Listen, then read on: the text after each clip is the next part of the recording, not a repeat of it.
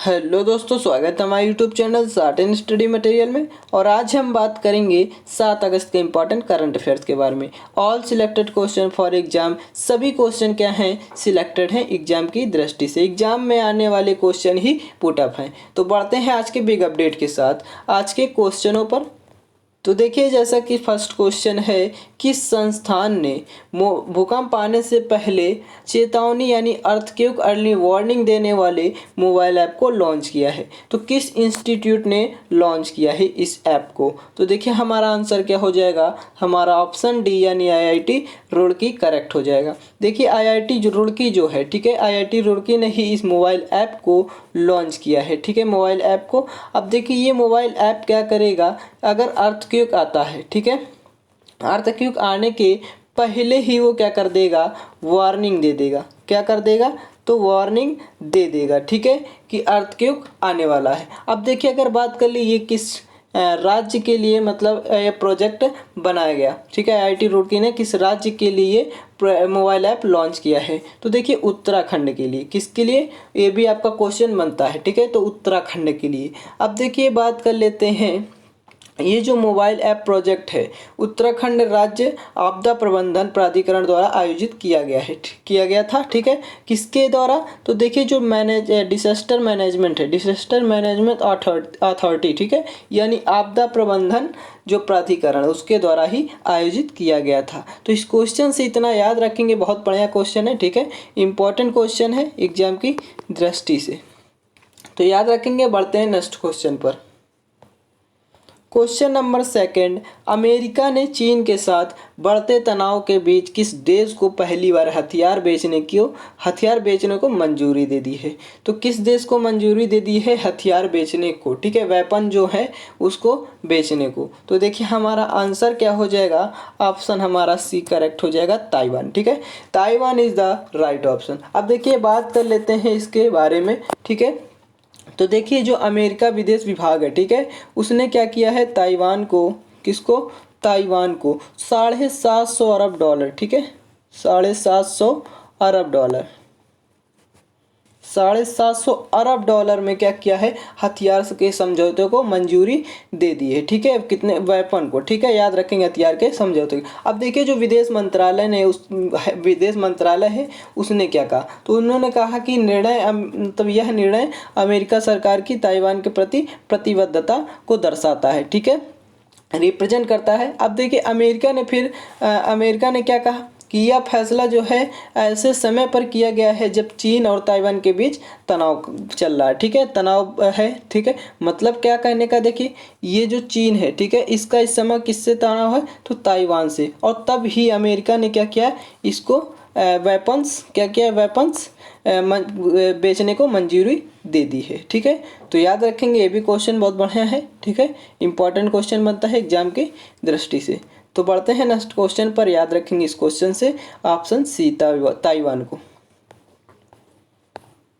मोटो जीवी इंडिया के लिए कंपनी ने किस अभिनेता को अपना ब्रांड एम्बेसडर नियुक्त किया है? तो किसे अपॉइंटमेंट किया है? तो हमारा आंसर क्या हो जाएगा, ऑप्शन हमारा बी, जॉन अब्राहम करेक्ट हो जाएगा, ठीक है। तो option B is the right option. अब बात कर लेते हैं, ये जो कंपनी है, ठीक है, ये कंपनी ने क्या किया है, जॉन अब्राहम को अपॉइंटमेंट कर दिया है ब्रांड एम्बेसडर के रूप में। किसके? तो ब्रांड एम्बेसडर के रूप में, याद रखेंगे। अब देखिए, बात करते हैं इस कंपनी के बारे में। तो ये देखिए, जो कंपनी है यूरो स्पोर्ट इंडिया और डिस्कवरी प्लस ने, ठीक है, मोटर स्पोर्ट्स को क्या किया है, प्रोग्रामिंग में प्रॉपर्टी मोटो जीपी के लिए मशहूर है ये कंपनी, ठीक है। तो इसने क्या किया, अभिनेता जो है हमारे हीरो जो है, किसको, जॉन अब्राहम को, तो इनको क्या किया, इन्होंने अपॉइंटमेंट कर दिया है ब्रांड एम्बेसडर के रूप में। अब देखिए, बात करते हैं, खुद भी मतलब ये फैन रहे हैं, ठीक है, जो जॉन अब्राहम है, ठीक है, ये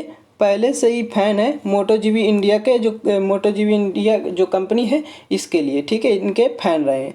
तो इन्होंने क्या किया, अब देखिए, ये क्या करेंगे, जो जॉन अब्राहम है, अब ये प्रचार प्रसार करेंगे, ठीक है, इस कंपनी का, याद रखेंगे, प्रचार प्रसार अब ये खुद ही करेंगे इस कंपनी का, याद रखेंगे, ठीक है। तो इस क्वेश्चन से जॉन अब्राहम को याद रखेंगे। पढ़ते हैं नेक्स्ट क्वेश्चन पर। क्वेश्चन नंबर 4, निम्न में से देखिए किस देश के पर्वतारोही सरोज काशिप विश्व की दूसरी सबसे ऊंची चोटी K2 के शिखर पर पहुंचने वाले विश्व के सबसे कम उम्र के व्यक्ति बन गए हैं? तो कौन सा देश है? ठीक है, किस देश के हैं ये सरोज काशिप, इसके बारे में चर्चा करते हैं। तो देखिए जो सरोज काशिप है ये हमारे पाकिस्तान के हैं। ठीक है, कहाँ के हैं? तो पाकिस्तान के। तो ऑप्शन ए हमारा करेक्ट हो जाएगा। अब देखिए ये दूसरे व्यक्ति बन गए हैं, पहले व्यक्ति बन गए हैं K2 पर। देखिए K2 सबसे ऊंची चोटी है दूसरी।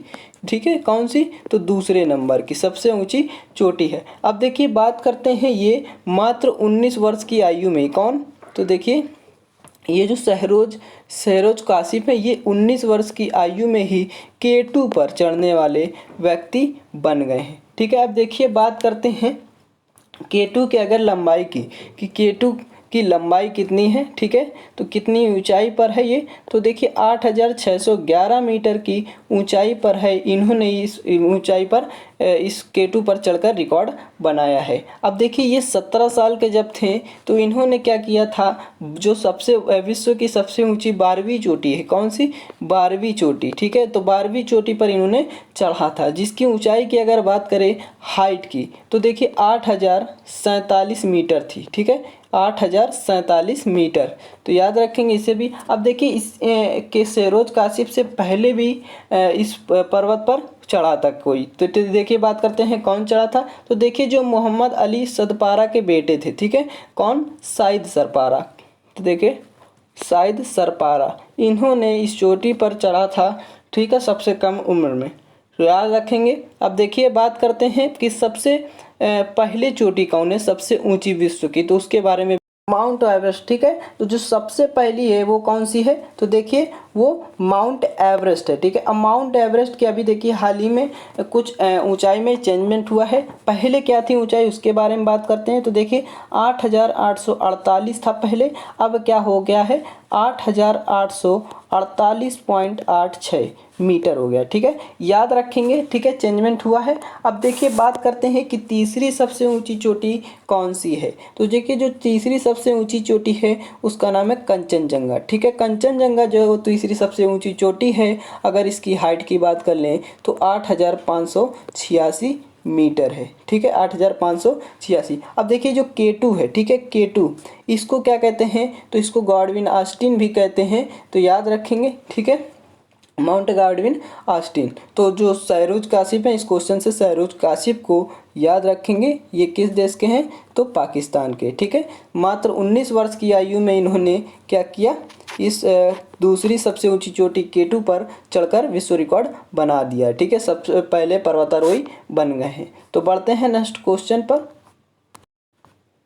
क्वेश्चन नंबर 5, हाल ही में किस भारतीय पहलवान ने टोक्यो ओलंपिक में 57 किलोग्राम, देखिए 57 किलोग्राम फ्रीस्टाइल, ठीक है, वर्ग में रजत पदक जीत लिया है? तो किस भारतीय पहलवान ने जीत लिया है? तो हम आंसर की देखिए हमारा आंसर क्या हो जाएगा, तो हमारा ऑप्शन सी हो जाएगा करेक्ट। ठीक है, Ravi Kumar Dahiya is the right option. अब बात देखिए रवि कुमार दहिया है जो इन्होंने किस कैटेगरी में जीता है और कौन सा पदक जीता है, ये भी क्वेश्चन बनता है। तो देखिए जैसा कि क्वेश्चन में ही है, ठीक है, कि इन्होंने क्या किया, रजत पदक जीता है। ठीक है, रजत पदक। अब देखिए ये कितने, अगर कैटेगरी की बात करें कि किस कैटेगरी में, तो देखिए 57 किलोग्राम कैटेगरी में इन्होंने जीता है। ठीक है, और कब जीता है ये भी बात कर लेते हैं। तो देखिए इन्होंने 5 अगस्त 2021 को यह पदक जीता है। ठीक है, तो याद रखेंगे इस क्वेश्चन से इतना, और इस क्वेश्चन से रवि कुमार दहिया को याद रखेंगे। बढ़ते हैं नेक्स्ट क्वेश्चन पर। आर्थिक मामलों की मंत्रिमंडलीय समिति ने स्कूली शिक्षा के लिए समग्र शिक्षा योजना को अगले कितने वर्षों तक जारी रखने की मंजूरी दे दी है? तो कितने वर्षों तक रखने की मंजूरी दे दी है? तो हमारा आंसर क्या हो जाएगा, ऑप्शन सी 5 वर्ष। Option C is the right option. ठीक है, ऑप्शन सी हमारा करेक्ट हो जाएगा। अगर बात करें इसके बारे में तो देखिए जो हमारे शिक्षा मंत्री, ठीक है, जो एजुकेशन मिनिस्टर है, ठीक है, कौन है, तो धर्मेंद्र प्रधान, इन्होंने क्या कहा है, इन्होंने कहा कि ये जो योजना है, ठीक है, 1 अप्रैल 2021 से, कब से, देखिए 1 अप्रैल 2021 से 31 मार्च 2021 तक, ठीक है, क्या किया है, जारी रहेगी, ठीक है, यह योजना। और यह योजना जो है शिक्षक प्रौद्योगिकी पर ध्यान केंद्रित रख करेगी, ठीक है, करेगी। उसके बाद स्कूली शिक्षा की जो गुणवत्ता है, ठीक है, उसमें सुधार लाने पर भी जोर देगी। मतलब सुधार के लिए ही ये योजना है, ठीक है, याद रखेंगे, ठीक है। इस क्वेश्चन से तो हमारा 5 वर्ष करेक्ट हो जाएगा, 5 वर्ष के लिए बढ़ा दिया गया है, ठीक है। तो बढ़ते हैं नेक्स्ट क्वेश्चन पर। इस क्वेश्चन से इतना याद रखेंगे। आज देखिए ये लास्ट क्वेश्चन है, क्वेश्चन नंबर 7।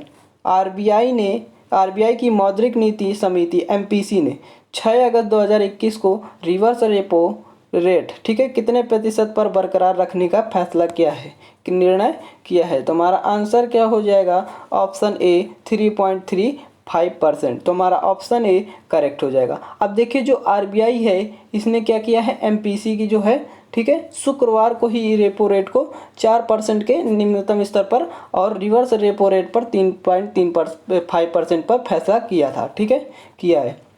मतलब देखिए जो आरबीआई है, ठीक है, आरबीआई इन्होंने क्या किया कि एमपीसी को शुक्रवार को, कब, तो देखिए शुक्रवार को ही इन्होंने क्या किया था, 4% जो अगर रेपो रेट है, ठीक है, उसको 4% निम्नतम स्तर पर कितना 3.35% पर, ठीक है, फैसला लिया है। अब देखिए बात करते हैं जून 2021 में कोई भी एमपीसी की पिछली बैठक में कुछ भी रेपो रेट्स नहीं हुआ था, ठीक है। मतलब जो रेट था उसमें कोई भी बदलाव नहीं किया गया था। क्या गया था, देखिए 2000 देख लीजिए, जून 2021 में, ठीक है, 2021 में कोई भी बदलाव नहीं हुआ था। जो रेपो रेट था, ठीक है, उसमें क्या किया था, कोई भी बदलाव नहीं हुआ था, ठीक है, बदलाव नहीं हुआ। उसके बाद अब इस बार क्या हुआ है, बदलाव किया गया है। तो देखिए एमपीसी की पिछली बैठक में कोई बदलाव नहीं हुआ था, ठीक है। आरबीआई ने लगातार 7वीं बार रेपो रेट में कोई बदलाव नहीं किया है, ठीक है, अब वो भी 7वीं बार में, ठीक है, याद रखेंगे इसको भी। अब देखिए तो इस क्वेश्चन से हम आंसर ए करेक्ट याद रखेंगे, ठीक है, ऑप्शन ए को 3.35%। 7वीं बार क्या किया है, आरबीआई ने कोई चेंजमेंट नहीं किया 7वीं बार, ठीक है। और इस बार क्या किया है, 3.35% रहने का फैसला किया है, निर्णय लिया है, ठीक है। तो अगर आप लोग को वीडियो पसंद आए तो वीडियो को लाइक करें, शेयर करें एंड सब्सक्राइब करें। Thanks for watching this video.